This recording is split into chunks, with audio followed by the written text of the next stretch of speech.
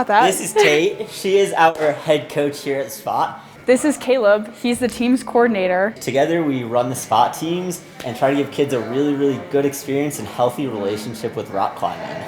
Today we're talking about opposition, very important aspect of climbing. Opposition is when you have points of contact pushing or pulling you different directions, and that's what makes you stable. That could be a hand and a foot, that could be a hand and a hand, that could be a foot and a foot. And primarily it's just used to create a stable body position so that you can move to the next body position. Good example is this purple climb right here. To do this jump over this lip right here, you have to get a toe hook around the corner over here. Otherwise you're gonna fall out of the wall and you're not gonna be able to move up in the right direction. So Caleb can demonstrate. So when I'm in this position, I have really, really good opposition with my left hand pulling me to the left and my right hand pulling me to the right. But if I don't have my left toe pulling me to the left and I bring my left hand over, I swing really, really far to the right. Now, when I start in that same position, left hand pulling me to the left, right hand pulling me to the right, and I put a left toe hook in, I can release my left hand and not swing off because that left toe is giving me opposition for my right hand, and I can easily bring my right hand up. You'll know that you don't have opposition if you're on a hand hold and on a foot hold and you're really engaging all of your muscles to make sure that you don't swing off. That's a pretty solid sign that you don't have any opposition. Things that can look like, other than just like falling off the wall, are sometimes like being too far away from a hold when you're jumping to it or when you're snatching for it, just because like your hips are in the wrong spot because you haven't found that opposition. All right, Caleb's demonstrating a 4-point start right here.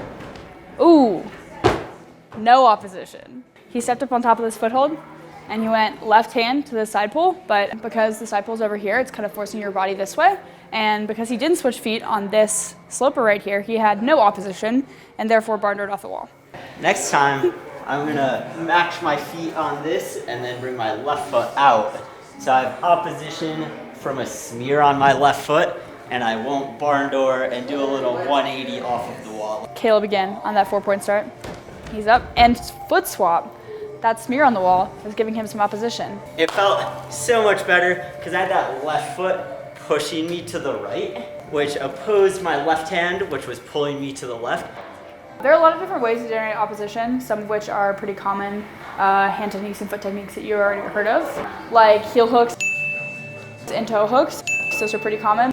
There's also the flag, the back flag, smearing on the wall. It doesn't necessarily have to be in a dihedral, even though that's like a really good instance, is when there's a sidewall for you to put your foot on, but sometimes it's just like on that purple climb. You can also use what's called a bicycle to create opposition, which is where you're toeing down with one foot and you're using the front of your other foot to squeeze.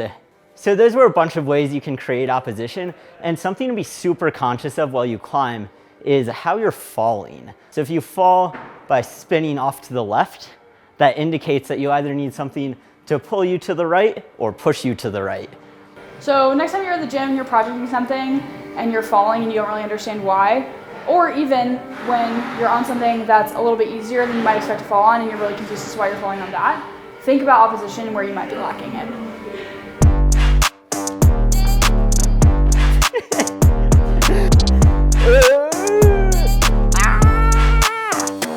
This chalk up post says don't clap. Oh, no, you were supposed to do it like a V6 climber. That is not V6 of you. I'm also gonna avoid toe hook. You have to toe hook its opposition. That's the point. Oh, okay. I think you should be like the Olympic commentators who know nothing about climbing. That hold is the size of a dime. He's going up to a round sloppy hold with his feet. Be core. You should put that part in. Just kidding, don't put that part